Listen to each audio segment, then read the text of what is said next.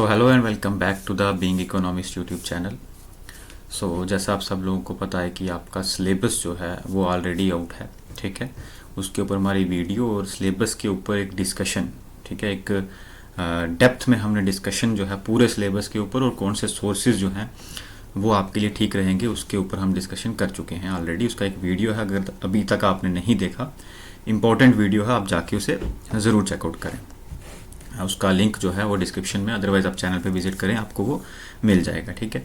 और आज के इस वीडियो की बात करें, रिज़ल्ट आने के बाद से आपका सिलेबस आने के बाद से हमारा ये फर्स्ट जो है वो लेक्चर जो है वो कर रहे हैं, कंटिन्यू कर रहा हूँ मैं लेक्चर्स को जब से ही आपका सिलेबस आउट हुआ है उसके बाद से, ठीक है। काफ़ी स्टूडेंट्स की क्वेरीज थी, काफ़ी स्टूडेंट के मैसेजेस थे कि सिलेबस इसको कंटिन्यू किया जाए।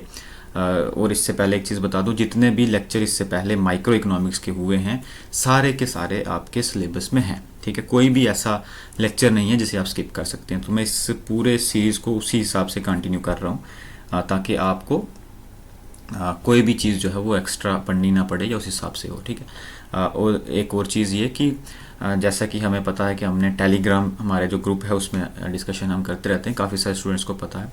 तो हमारी जो एक ऐप है, मोबाइल ऐप एप्लीकेशन है, वो जो है वो लॉन्च हो चुकी है।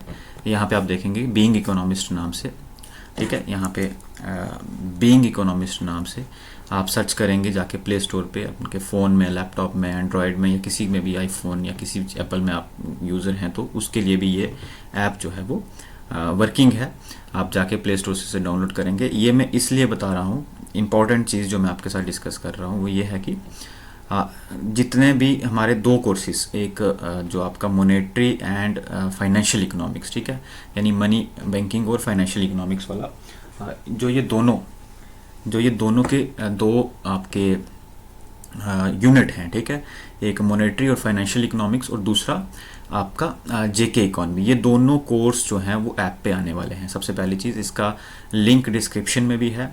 आप प्ले स्टोर पे जाके हमारे ही चैनल के नाम से बीइंग इकोनॉमिस्ट जब सर्च करेंगे तो वहाँ पे आपको ऐप जो है वो ईजिली अवेलेबल मिलेगी, ठीक है। वहाँ जाके आप डाउनलोड कर सकते हैं। और एक और चीज़, इसमें जितना भी हमारा स्टडी मटेरियल था, ठीक है, जितना भी ये जो पीपीटीज थी, ये इसी एप्लीकेशन के अंदर जो आपका फ्री स्टडी मटेरियल वाला एक ऑप्शन होता है वहाँ पे आपको जाके ये मिलेंगे। तो यानी अभी आप इस वीडियो को यहाँ रोक के पॉज करके पहले जाके ऐप डाउनलोड करें, क्योंकि जितने भी चीज़ें जो मैं पहले टेलीग्राम पे आपको शेयर करता था, अब मैं वो ऐप के स्टडी मटेरियल वाले सेक्शन में जो है, पोर्शन में जो है वो मैं सर्च करने, उस पर वहाँ पे शेयर करने वाला हूँ, ठीक है।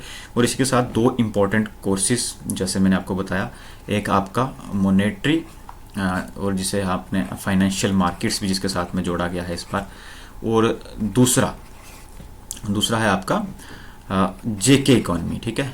ये दोनों कोर्सेज जैसा कि आपको पता है, मैंने टेलीग्राम चैनल पे भी बताया था, ये दोनों कोर्सेज रेडी हैं, ठीक है। इस टाइम से मैं कोर्सेज में लगा हुआ था, ये कोर्सेज रेडी हैं। ये आपको आपके प्ले स्टोर से, जो आप हमारी चैनल की ऐप डाउनलोड करेंगे बीइंग इकोनॉमिस्ट की, उस पर आपको मिलेंगे, ठीक है। तो होपफुली आप सबसे पहले ये काम करें कि ऐप जो है अपने फ़ोन में इंस्टॉल जो है वो कर लें प्ले स्टोर से। दूसरी बात, लास्ट लेक्चर जो हमने लिया माइक्रो इकोनॉमिक्स का, वो हमने लिया था प्राइस और इनकम सब्स्टिट्यूशन इफेक्ट्स पे, ठीक है। प्राइस और इनकम ये वाला, ठीक है, लास्ट लेक्चर हमने लिया था प्राइस, इनकम और सब्स्टिट्यूशन इफेक्ट। ये हमने लेक्चर लास्ट कंप्लीट किया था जब हमने ये प्लेलिस्ट का जो मैंने लास्ट वीडियो जो है आपके साथ में शेयर किया था, वो तब सिलेबस आपका नहीं आया था, अब सिलेबस आपका आ चुका है। और यहाँ पे देखेंगे कि मैंने सिलेबस भी इसमें ऐड जो है वो ऐड ऑन कर दिया है, ठीक है। यहाँ पे पहले हमारे पास सिलेबस नहीं था, अब यहाँ पे हमारे पास सिलेबस जो है वो भी अवेलेबल है, ठीक है। ऑफिशियल सिलेबस जो आपका है वो आ चुका है, जिसमें सबसे पहले आप देखेंगे थ्योरी ऑफ कंज्यूमर बिहेवियर। आपको याद होगा कि हमने स्टार्ट ही जो है अपना जो टॉपिक है माइक्रो इकोनॉमिक्स के, वो स्टार्ट ही कहाँ से किए थे, थ्योरी ऑफ कंज्यूमर बिहेवियर से। आपको अच्छे से याद होगा कि हमने किस तरह से इस पूरे कोर्स को जो है वो डिज़ाइन किया है, मतलब इस पूरी प्लेलिस्ट को हम कैसे पढ़ते आए हैं कि एक इंटरैक्शन जो है कंज्यूमर प्रोड्यूसर, है ना, कंज्यूमर प्रोड्यूसर, और मैंने आपको बताया था कि इनके जहाँ पे इंटरैक्शन होती है, जिस एरिया को हम क्या बोलेंगे, मार्केट, है ना। इन यहाँ से हमने स्टार्ट किया था, इस तरह से हम इसे पढ़ते आए हैं। और आपने इसमें देखा कि जो कंज्यूमर वाला साइड है, ठीक है, कंज्यूमर वाला पोर्शन है, जो कि जिसे हमने नाम दिया था थ्योरी ऑफ कंज्यूमर बिहेवियर, ठीक है, वो ऑलमोस्ट हमारा जो है वो कंप्लीट हो चुका था, जिसमें हमने इंडिफरेंस कर्व एनालिसिस पढ़ा। इसमें एक रिवील प्रेफरेंस थ्योरी रहता है, इनकम सब्स्टिट्यूशन इफेक्ट हमारा हो चुका है, ठीक है। इसी के अलावा इसमें डिमांड, ठीक है, इसमें डिमांड की बात हो या लॉ ऑफ डिमांड हो, डिमांड शेड्यूल हो, यानी डिमांड साइड की जितनी बात थी वो हम कर चुके हैं, कंज्यूमर प्लस डिमांड। अब ध्यान से सुने, प्रोड्यूसर प्लस सप्लाई, ठीक है, कौन सा, प्रोड्यूसर प्लस सप्लाई वाली साइड आपको पढ़नी है, ठीक है। आज का लेक्चर मैं उसी टॉपिक से शुरू करूंगा, थ्योरी ऑफ प्रोडक्शन, या इसे आप इस तरह भी बोल सकते हैं, थ्योरी ऑफ प्रोड्यूसर, क्या बोल सकते हैं, थ्योरी ऑफ प्रोड्यूसर बिहेवियर। ठीक उसी तरह से जिस तरह से थ्योरी ऑफ कंज्यूमर बिहेवियर था, यानी कंज्यूमर साइड आप लोगों ने पढ़ लिया, अब आपको प्रोड्यूसर साइड जो है वो पढ़ना है, ठीक है, अंडरस्टूड, इसमें कोई प्रॉब्लम। और इस दोनों को जब आप पढ़ लेंगे उसके बाद आप पढ़ेंगे क्या, उसके बाद आप पढ़ेंगे मार्केट। यहां पे देखें मार्केट, ठीक है, पहले कंज्यूमर बिहेवियर, फिर प्रोड्यूसर बिहेवियर, या थ्योरी जो है कंज्यूमर साइड्स की या डिमांड साइड की, और अब जो थ्योरीज हैं वो प्रोड्यूसर साइड की यानी सप्लाई साइड की। इसी चीज को कंटिन्यू करते हुए आज देखेंगे आपकी जो हमारा नेक्स्ट टॉपिक है, यहाँ पे ये देखें, जो है theory of producer behaviour and demand, sorry demand नहीं है ये, यहाँ पे टाइपिंग में हो गया, ये होगा सप्लाई, ठीक है, क्या है, सप्लाई, ठीक है, theory of producer behaviour and supply, जिसमें सबसे पहले हमें पढ़ना क्या है, हम शुरू करेंगे प्रोड्यूसर प्रोडक्शन फंक्शन से, ठीक है। ठीक उसी तरह जैसे कंज्यूमर या डिमांड फंक्शन आपने पढ़ा, याद होगा आपको कि हमने जब कंज्यूमर बिहेवियर की थ्योरी स्टार्ट की, मैं एक चीज़ पहले ही आपको क्लियर कर दूं कि इससे पहले आई थिंक हमारे 6 या 7 लेक्चर माइक्रो इकोनॉमिक्स के हो चुके हैं, पूरी प्लेलिस्ट जो है चैनल पे अवेलेबल है। फर्स्ट लेक्चर से शुरू करें, क्योंकि मैं आपको बता दूं कि आपके पास में आपके एग्जाम के लिए, क्योंकि सिलेबस आपका आउट है, आप टाइम आपके पास में कम है, आज से ही आप जो है उसे पढ़ना शुरू कर दें। माइक्रो इकोनॉमिक्स की जितनी भी प्लेलिस्ट है उसका फर्स्ट लेक्चर से लेके कंटिन्यू देखें, फिर इस लेक्चर पे आए, क्योंकि मैं जिस सीरीज में पढ़ा रहा हूँ उसे समझने के लिए ज़रूरी है कि आप शुरू से जो है लेक्चर्स को देखें, ठीक है, पहली चीज़। और आपने देखा कि हमने जो फर्स्ट लेक्चर या सेकंड लेक्चर में जब कवर किया थ्योरी ऑफ कंज्यूमर बिहेवियर, तो उसमें सबसे पहले पढ़ा डिमांड फंक्शन को, यहाँ पे क्या पढ़ रहे हैं, प्रोडक्शन फंक्शन, या फिर सप्लाई फंक्शन भी बोल सकते हैं इसे आप, ठीक है, कहीं पे लिखा हुआ तो नहीं मिलेगा, पर इसको हम इनफॉर्मली सप्लाई फंक्शन भी बोल सकते हैं, अंडरस्टूड। नाउ उसके बाद इसमें हमें क्या पढ़ना है, टाइप्स किसकी, इसी प्रोडक्शन फंक्शन की टाइप्स, जिसमें हमारे सिलेबस में जो मेंशन है वो है Cobb Douglas production function, constant elasticity of substitution यानी CES प्रोडक्शन फंक्शन। इसके अलावा मैंने 2 और ऐड किए, शॉर्ट रन और लॉन्ग रन। ये इसलिए ऐड किए क्योंकि ये दोनों ही प्रोडक्शन फंक्शन हमें समझने में मदद करेंगे, दोनों ये तीनों लॉस को, ठीक है, एक लॉ ऑफ वेरिएबल प्रोपोर्शन, एक law of return to scale, ठीक है, ये चीज़ हो गई। इसके अलावा एक दो टर्म्स जो हैं वो और इसमें आपको पढ़नी है, टोटल प्रोडक्ट, मार्जिनल प्रोडक्ट या एवरेज प्रोडक्ट, ठीक है। इस पूरे यूनिट को यानी कि प्रोड्यूसर बिहेवियर वाली पूरी सेक्शन को मैं 2 या 3 लेक्चर्स में जो है वो ख़त्म करूंगा, क्योंकि एक में ये जो है वो कवर नहीं होगा। जब आप आगे चलेंगे तो आप देखेंगे कि इसमें एक टॉपिक है कौन सा, प्रोड्यूसर इक्विलिब्रियम, ठीक उसी तरह जिस तरह आपने कंज्यूमर इक्विलिब्रियम पढ़ा, ठीक है, क्या पढ़ा था हमने, कंज्यूमर इक्विलिब्रियम, जब हम थ्योरी ऑफ कंज्यूमर बिहेवियर पढ़ रहे थे, ठीक है, उसमें हमने क्या पढ़ा, कंज्यूमर इक्विलिब्रियम, ठीक है। कंज्यूमर इक्विलिब्रियम पढ़ने के लिए आपको याद होगा कि हमने 2 चीज़ों का सहारा लिया, इसमें 2 चीज़ों की हेल्प ली, एक था आपके पास में इंडिफरेंस कर्व और दूसरा था आपके पास में क्या, बजट लाइन, है ना, बजट लाइन। ठीक उसी तरह से जब आप प्रोड्यूसर बिहेवियर पढ़ेंगे या प्रोड्यूसर इक्विलिब्रियम पढ़ेंगे तो आपको 2 चीज़ों की हेल्प लेनी पड़ेगी, that is first one is isoquant, ठीक है, आइसोक्वांट्स क्या होती हैं हम पढ़ेंगे, and the second one is isocost, ठीक है। इन दोनों की हेल्प से हमें प्रोड्यूसर इक्विलिब्रियम क्या करना है, फाइंड आउट करना है, ठीक उसी तरह जैसे कंज्यूमर। और एट द एंड हमारे पास इस यूनिट में एक लास्ट टॉपिक, इस यूनिट में बेसिकली सब यूनिट में, प्रोड्यूसर बिहेवियर वाले, प्रोडक्शन वाले में एक लास्ट यूनिट है, एक लास्ट टॉपिक है हमारे पास टेक्निकल प्रोग्रेस, जिसके आगे मैंने लिखा है इंटरनल एंड एक्सटर्नल। इस चीज़ को डिस्कस करके हम इस पूरे सब यूनिट को ख़त्म करेंगे।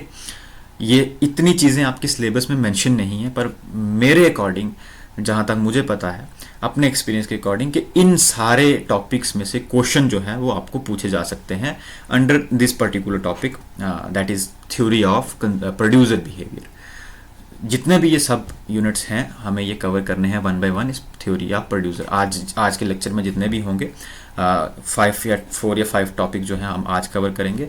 रेस्ट ऑफ द टॉपिक्स जो हैं वो हम नेक्स्ट वीडियो में जो है वो डिस्कस करेंगे। इसी तरह जब theory of producer behaviour over होगी तो हम दूसरी एक थ्योरी शुरू कर देंगे, कंज्यूमर अपनी कंजम्पशन फंक्शन की या मार्केट की हो सकता है, हम जो है वो शुरू कर दें।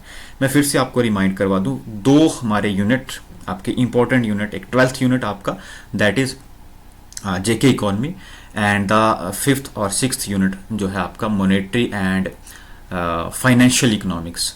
ये दोनों कोर्सेज जो हैं आपको ऐप पे मिलेंगे, हमारी प्ले स्टोर से आप डाउनलोड करेंगे, वहाँ से आपको मिलेंगे। इन दोनों कोर्सेज जो हैं, कोर्सेज रेडी हैं, जल्दी ही पब्लिश जो है मैं वहाँ पे कर दूंगा, ठीक है। और इसी के साथ साथ इन कोर्सेज में लाइव क्लासेस भी होंगी, study material that is all जो है वो उसमें इंक्लूडेड होगा, वो हम बाद में डिस्कस करेंगे। अभी फ़िलहाल जितने भी हमारी माइक्रो और मैक्रो की प्लेलिस्ट है हम इसे जल्दी से ख़त्म करेंगे, और उसके बाद 2 हमारी वो प्लेलिस्ट जो हैं, एक फाइनेंशियल और मॉनेटरी वाली और एक जेके इकोनॉमी वाली। इसी के साथ साथ जो है इंटरनेशनल की जो है हम वो यूट्यूब पे या फिर ऐप पे जिस पे भी हम चलाएंगे वो जल्दी जो है वो आने वाली है, ठीक है। आप चैनल को सब्सक्राइब करें और वीडियोस को शेयर करते जाएं, ठीक है।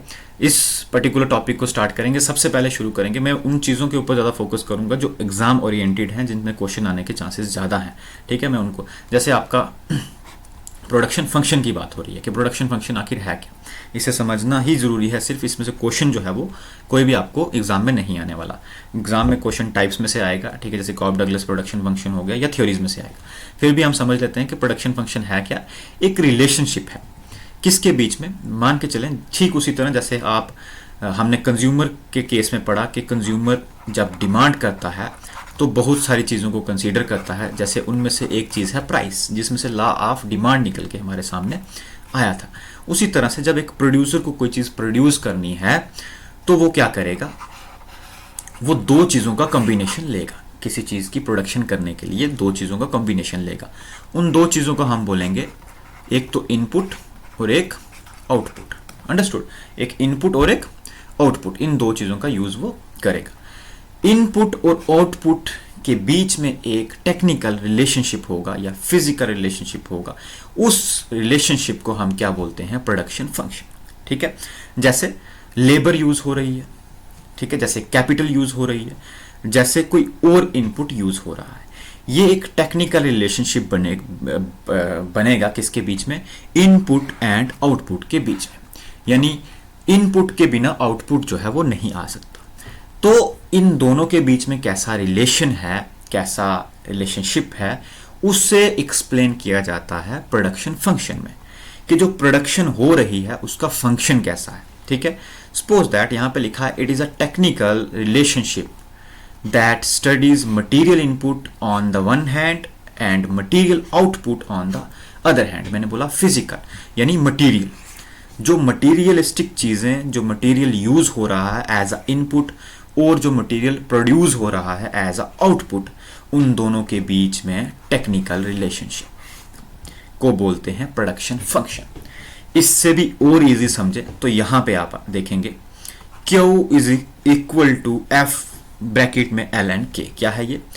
K यानी आउटपुट, क्या है आउटपुट, F यानी फंक्शन, L लेबर, K मतलब कैपिटल, ठीक है, K मतलब कैपिटल। यानी कि जो आउटपुट है, ठीक है, जो आउटपुट है वो फंक्शन है किसका, लेबर और कैपिटल का, ठीक है।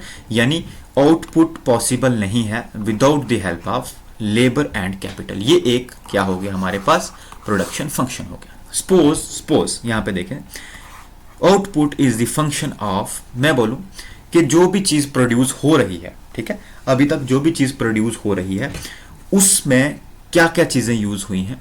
एक तो लेबर हुआ, एक तो कैपिटल हुआ, इसके अलावा टेक्नोलॉजी हुई, इसके अलावा कोई और चीज़ हुई, ठीक है, जैसे मनी हुआ, ठीक है, कोई और भी इनपुट जो है इसमें यूज़ हो सकता है।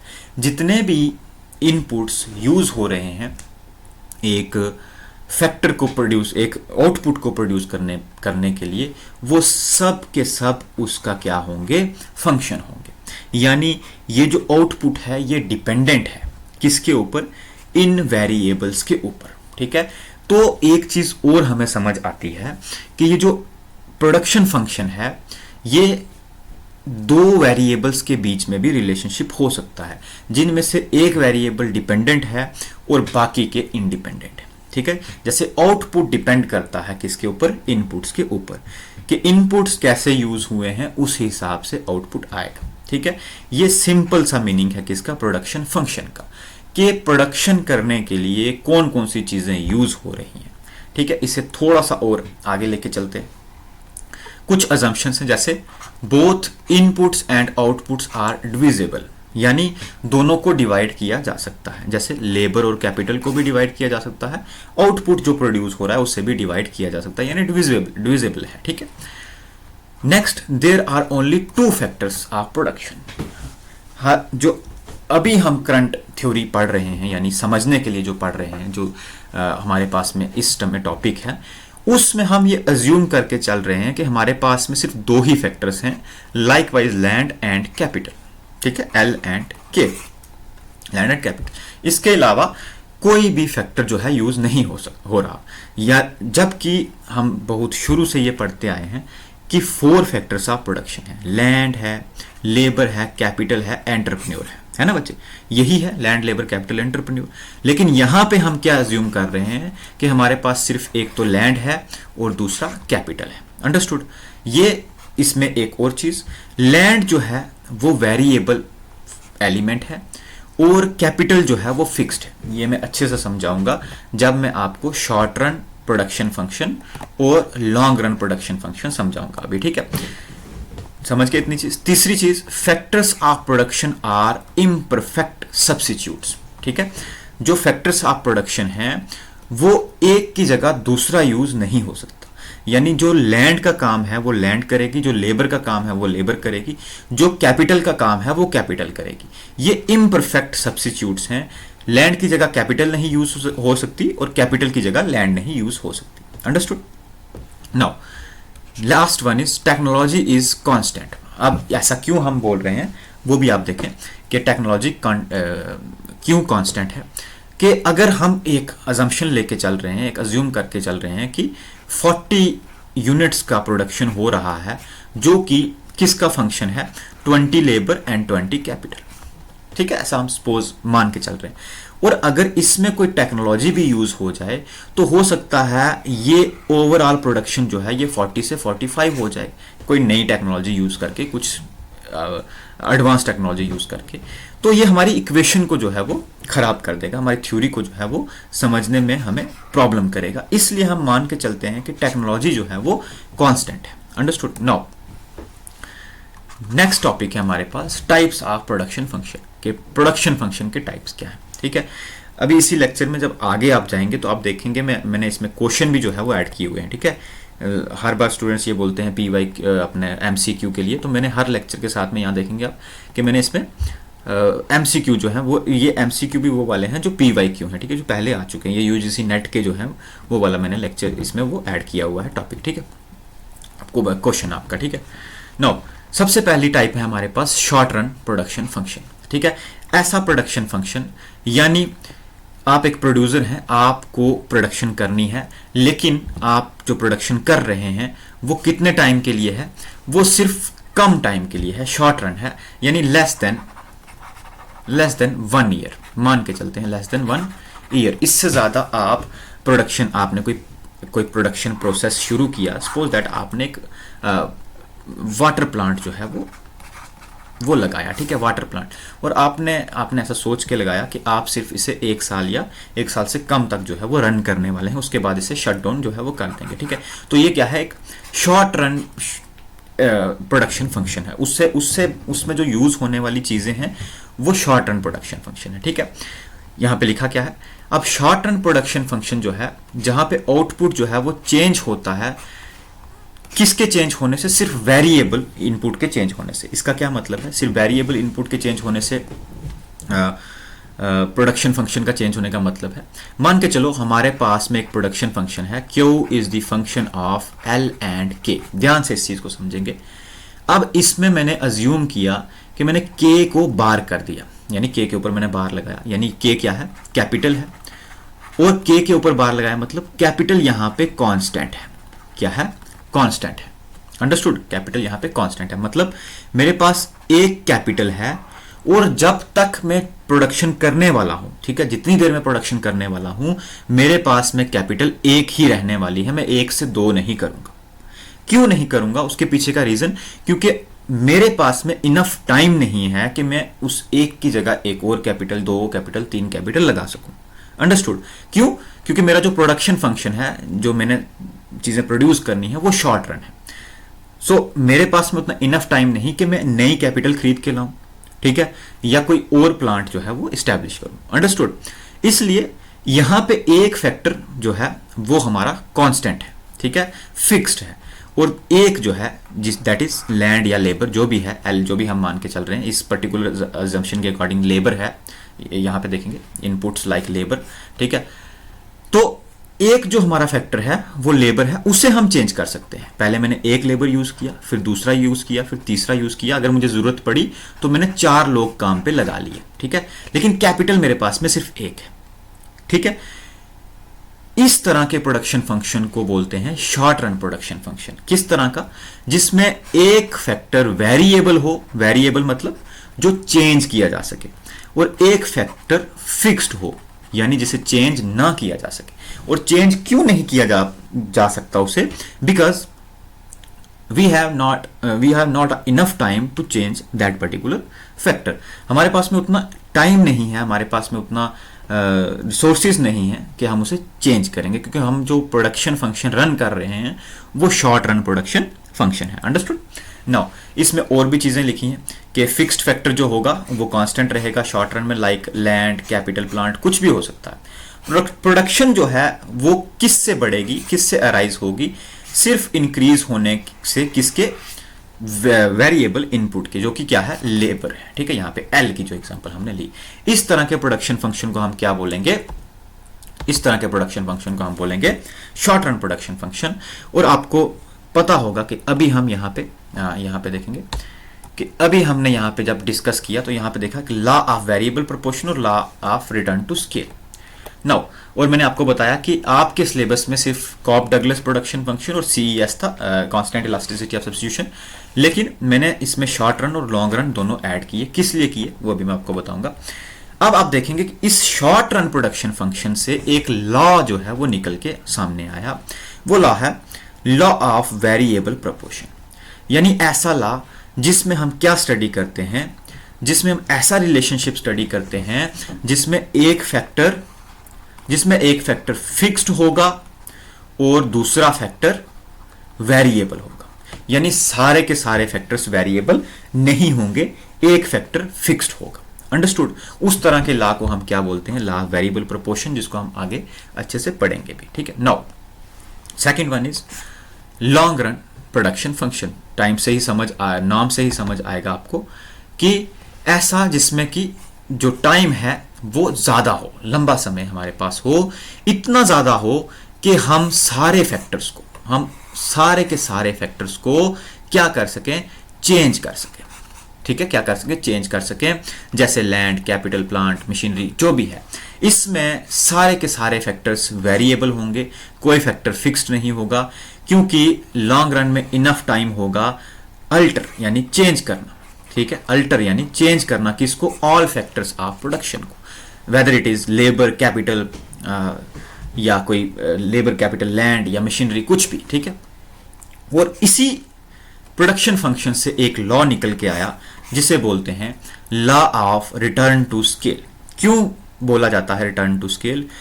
स्केल का मतलब है, रिटर्न टू स्केल, स्केल का मतलब है कि जितने भी आपके पास में फैक्टर्स हैं उन सबको चेंज कर लेना, ठीक है, स्केलिंग करना लार्ज नंबर पे, ठीक है, स्केल पे प्रोडक्शन करना, ठीक है, यानी कि सबको एक साथ चेंज कर देना, इसे बोलते हैं long run production function. Understood? ठीक है। नाउ हमारे पास में अच्छा, इसमें एक छोटा सा टॉपिक और है, ये है आपके पास में टोटल प्रोडक्ट, मार्जिनल प्रोडक्ट और एवरेज प्रोडक्ट। ठीक उसी तरह आपको याद होगा कि कंजम्पशन के केस में, ठीक उसी तरह कंजम्पशन के केस में या कंज्यूमर थ्योरीज के केस में हमने पढ़ा था क्या, टोटल यूटिलिटी, मार्जिनल यूटिलिटी, ठीक है, पढ़ा था हमने। ये वो कंसेप्ट्स थे जो डिस्क्राइब करते थे कंज्यूमर की सेटिस्फेक्शन को। Understood? Now we have total product, marginal product and average product. ये इसलिए यूज होते हैं क्योंकि ये डिस्क्राइब करते हैं प्रोडक्शन की कंडीशंस को। जैसे ये कंजम्पशन की कंडीशन को डिस्क्राइब कर रहे थे, ये हमें बताएंगे प्रोडक्शन कैसी हो रही है, किस तरीके की हो रही है और कितनी हो रही है।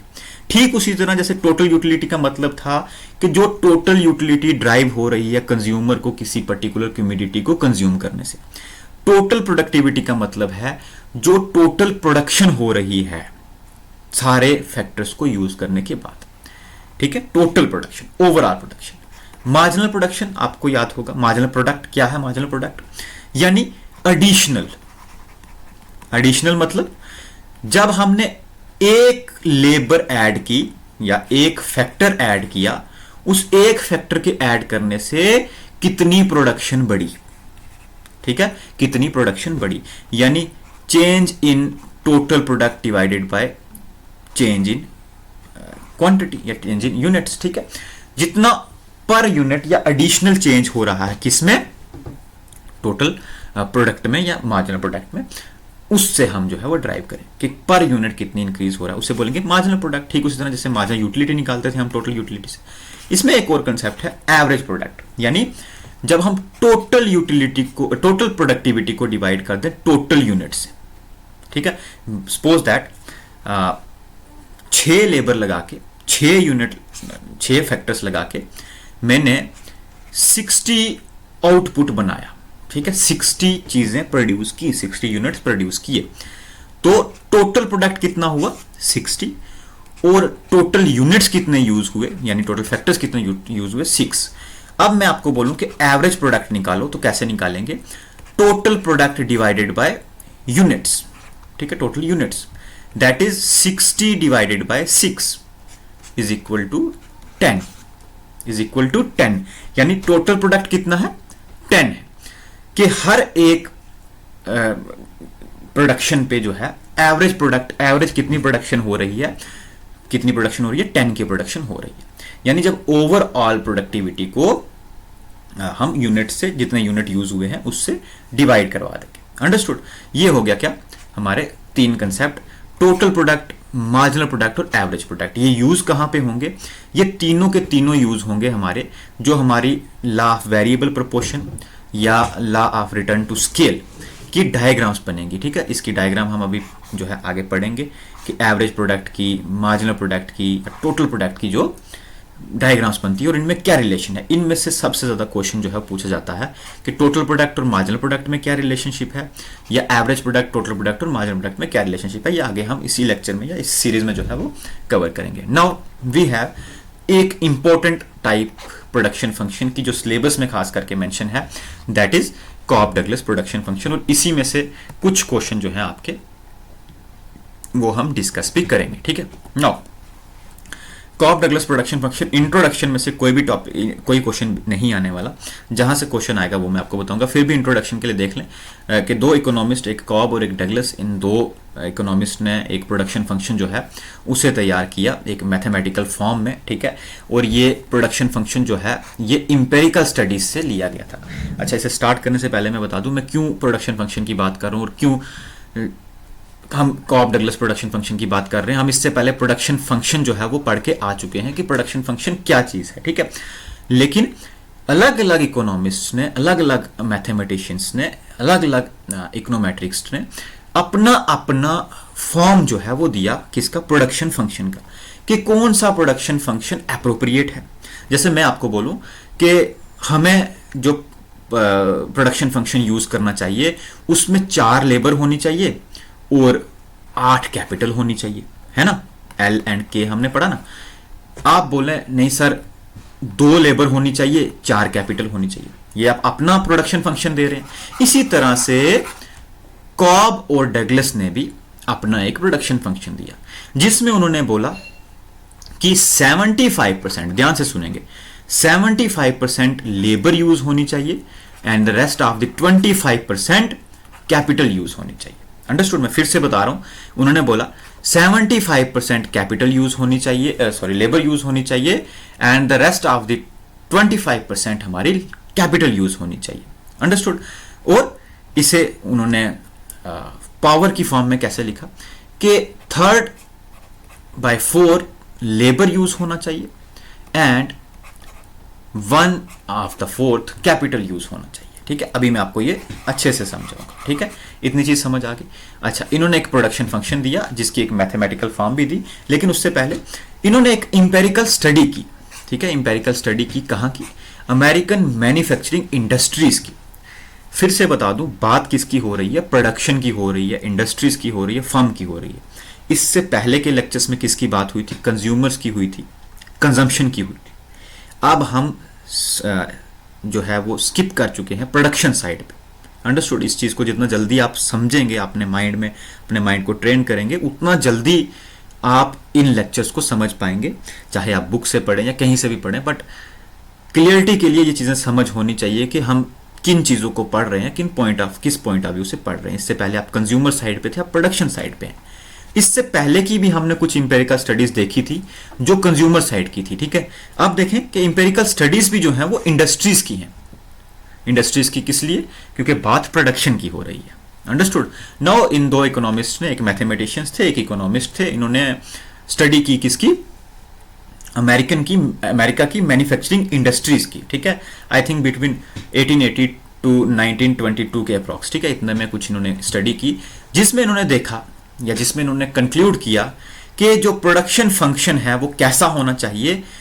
प्रोडक्शन जो है वो ए एल अल्फा के बीटा ये होना चाहिए। ठीक है, ऐसा प्रोडक्शन फंक्शन होना चाहिए। क्यों यानी आउटपुट, जो हम पढ़ते आए हैं। ठीक है, जब हम अपना फैक्टर अपना वो बना रहे थे, क्यों यानी, एक मिनट बैठ के चेक कर लो, क्यों यानी आपका आउटपुट। ठीक है, अंडरस्टूड? ए यानी यहां पे आप देखेंगे टोटल फैक्टर प्रोडक्टिविटी, या जिसे आप टेक्नोलॉजी, किसी बुक में आपको ये टेक्नोलॉजी भी लिखा हुआ दिखेगा। ठीक है, टेक्नोलॉजी जो कि क्या है? कांस्टेंट है। हम एक शुरू से पढ़ते आए हैं कि टेक्नोलॉजी कांस्टेंट रहेगी। ठीक है, ए है टेक्नोलॉजी। एल यानी लेबर। ठीक है, एल यानी लेबर और के यानी कैपिटल। अंडरस्टूड? और ये अल्फा और बीटा, ये क्या है? अल्फा यानी इलास्टिसिटी ऑफ लेबर जो कि कांस्टेंट है, और बीटा यानी इलास्टिसिटी ऑफ कैपिटल जो कि कांस्टेंट है। ठीक है, नाउ क्यू तो हमें पता है टोटल प्रोडक्शन है। नाउ ये अल्फा और बीटा जो है इन्हें हम क्या बोलेंगे? पॉजिटिव पैरामीटर्स भी बोलेंगे। क्या बोलेंगे? ये जो अल्फा प्लस बीटा है इसे हम क्या बोलेंगे? Positive parameter. ठीक है, पॉजिटिव पैरामीटर। क्यों?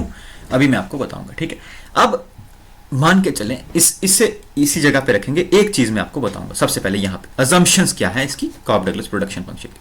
सबसे पहले फंक्शन अज्यूम करता है कि जो आउटपुट जो है वो फंक्शन है 2 फैक्टर्स का, एक कैपिटल और एक लेबर का। इतनी चीज हम समझ चुके। दूसरी चीज, ये एक लीनियर होमोजीनियस प्रोडक्शन फंक्शन है। अभी मैं आपको बताऊंगा linear homogeneous production function of first degree. ठीक है, अभी मैं आपको बताऊंगा। दूसरा कि फंक्शन अज्यूम करता है कि जो लीनियर इक्वेशन फंक्शन है वो डिवाइड होगा किसके अंदर? लेबर और कैपिटल के अंदर। जैसे मैंने आपको बताया 3/4 एंड 1/4, ये भी मैं आपको समझाऊंगा। अब देखें यहां पे 4th, 5th एंड 6th पे आप फोकस करें। ये एक कांस्टेंट रिटर्न टू स्केल है। कांस्टेंट रिटर्न टू स्केल का मतलब क्या है ये भी मैं भी आपको समझाऊंगा। और होमोजीनियस इनपुट्स, जितने भी इनपुट्स यूज हो रहे हैं वो होमोजीनियस है, परफेक्ट कंपटीशन इसमें यूज किया गया है और नो चेंज इन टेक्नोलॉजी है। अब यहां पे देखें, ध्यान से समझेंगे।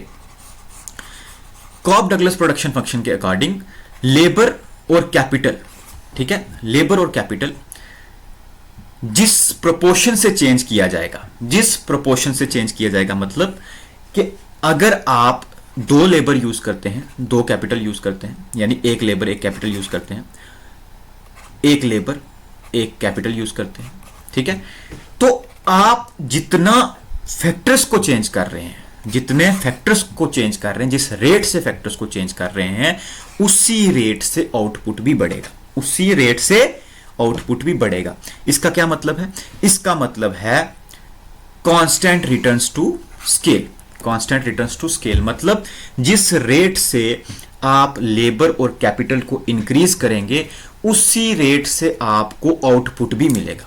यानी 2 से आपने फैक्टर्स को चेंज किया, 2 यूनिट से 2 यूनिट्स ही आपका आउटपुट भी बढ़ेगा। अंडरस्टूड? इतनी चीज समझ आ गई। ये सबसे पहली अजम्पशन और सबसे इंपॉर्टेंट प्रॉपर्टी जो है कॉब डगलस प्रोडक्शन फंक्शन की, आपसे पूछा जाएगा कि इसी में से क्वेश्चन जो है पूछा जाएगा, कॉब डगलस प्रोडक्शन फंक्शन कैसा प्रोडक्शन फंक्शन है? ये एक constant return to scale production function है। दूसरा होमोजीनियस है। होमोजीनियस का क्या मतलब है? होमोजीनियस का मतलब कि जो अल्फा प्लस बीटा है ये इक्वल टू 1 होंगे, ठीक है, लीनियर होमोजीनियस, ठीक है, कि इनके अंदर की जो इलास्टिसिटी है वो इक्वल टू 1 होगी। इसका क्या मतलब है? यानी कि ये alpha plus beta is equal to 1 है, मतलब अल्फा जो है वो ग्रेटर देन 0 है और लेस देन 1 है। यहां पे अल्फा जो है वो ग्रेटर देन, यहां पे लिखूंगा मैं, ग्रेटर देन 0 है, सॉरी यहां पे लिखा हूं, अल्फा जो है आपका ग्रेटर देन 0 है और लेस देन 1 है। यानी ये 1 से ज्यादा नहीं हो सकता, ठीक है, अकेले अल्फा, और 0 से कम नहीं हो सकता। इसी तरह बीटा भी आपका ग्रेटर देन 0 है और लेस देन 1 है, ठीक है, यानी ये अकेले 1 से ज्यादा नहीं होगा और 0 से कम नहीं होगा, और ये दोनों मिला के इक्वल टू 1 होंगे, ठीक है, दोनों मिला के इक्वल टू 1 होंगे। इनकी डिग्री जो है वो इक्वल टू 1 रहने वाली है। इसीलिए हमने बोला कि कॉब डगलस प्रोडक्शन फंक्शन क्या है? First degree homogeneous, linear homogeneous production function है, ठीक है। अब ध्यान से सुनो, मैं सीधा लेके चलता हूं आपको क्वेश्चन पे, ठीक है, इस क्वेश्चन पे आपको अच्छे से समझ आएगा यहां पे, ठीक है। ये देखो, यहां पे क्वेश्चन पूछा गया है, if an estimated Cobb Douglas production function is Q10 के 0.6 पावर में, ठीक है, beta 0.6, L alpha 0.8, what type of return to scale does this production function indicates. यहां पे देखो आप, जब भी अल्फा और बीटा इक्वल टू 1 होंगे तब कांस्टेंट रिटर्न टू स्केल होगा। ये चीज मैंने आपको बता दी, ठीक है। अगर alpha plus beta greater than 1 होंगे, जो कि होते नहीं है, जनरली हो सकते हैं, but Cobb Douglas production function के अकॉर्डिंग ये ऑलवेज जो है वो इक्वल टू 1 होते हैं, ठीक है। अब अगर अल्फा और बीटा ग्रेटर देन 1 होंगे, ठीक है, तो ये इंक्रीजिंग रिटर्न टू स्केल होगा, और अगर alpha and beta less than 1 होंगे तो ये डिक्रीजिंग रिटर्न टू स्केल होगा। अब ध्यान से एक चीज और समझना, अल्फा और बीटा इज इक्वल टू 1 होने का मतलब क्या है? यानी कि जितनी आपने इनपुट्स बढ़ाए, जितने आपने लेबर और कैपिटल बढ़ाया, उतना ही आपका क्या हो, उतना ही आपका आउटपुट भी बढ़े।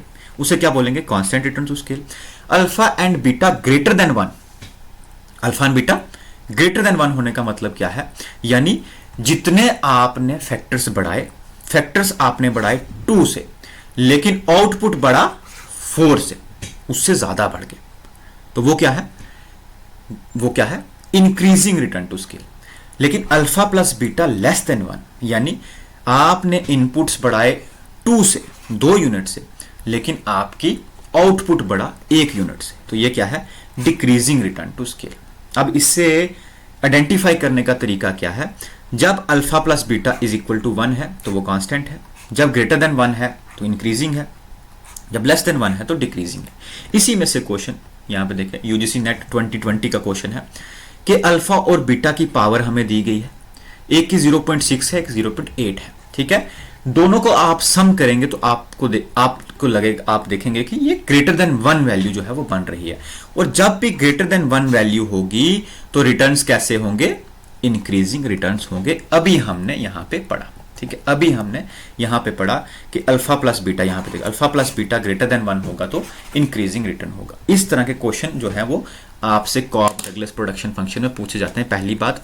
दूसरी बात कि एक और तरह का क्वेश्चन जो है इसमें से वो पूछा जाता है कि फॉलोइंग जो आपकी प्रॉपर्टीज दी जाएंगी कि which one of the following जो है वो प्रॉपर्टीज हैं किसकी, कॉब डगलस की। First property constant return to scale, linear homogeneous production function है, डिग्री 1 का प्रोडक्शन फंक्शन है, ठीक है। यहाँ पे देखो जितनी भी अजम्पशन हमने यहाँ पे ली है इसकी, यहाँ पे देखेंगे जितनी भी अजम्पशन हमने यहाँ पे ली है, ठीक है। एक तो ऑल इनपुट्स होमोजीनियस है, परफेक्ट कंपटीशन है, टेक्नोलॉजी नहीं है, कांस्टेंट रिटर्न टू स्केल है, ठीक है, होमोजीनियस प्रोडक्शन फंक्शन है। ये सारी चीजें जो है इनमें से क्वेश्चन जो है आपको वो पूछा जाता है, ठीक है।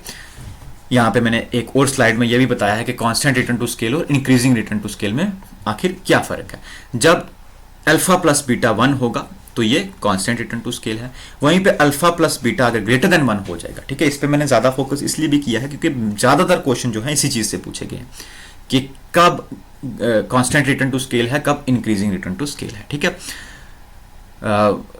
ठीक है, तो जब आपका इक्वल टू 1 होगा तो वो कांस्टेंट रिटर्न टू स्केल है, जब ग्रेटर देन 1 होगा तो इंक्रीजिंग रिटर्न टू स्केल है, ठीक है। यहाँ पे इतना, ठीक है। इसके बाद यहाँ पे और जो चीजें हैं कॉब डगलस प्रोडक्शन फंक्शन के साथ में आपका constant return to scale, sorry आपका कांस्टेंट इलास्टिसिटी ऑफ सब्स्टिट्यूशन, ठीक है, ये वाला कांस्टेंट इलास्टिसिटी ऑफ सब्स्टिट्यूशन, ये प्रोडक्शन फंक्शन हमारा अभी रहता है, वो हम नेक्स्ट जो है इसका जो मैं ऐड करूँगा लेक्चर उसमें मैं कवर करूँगा।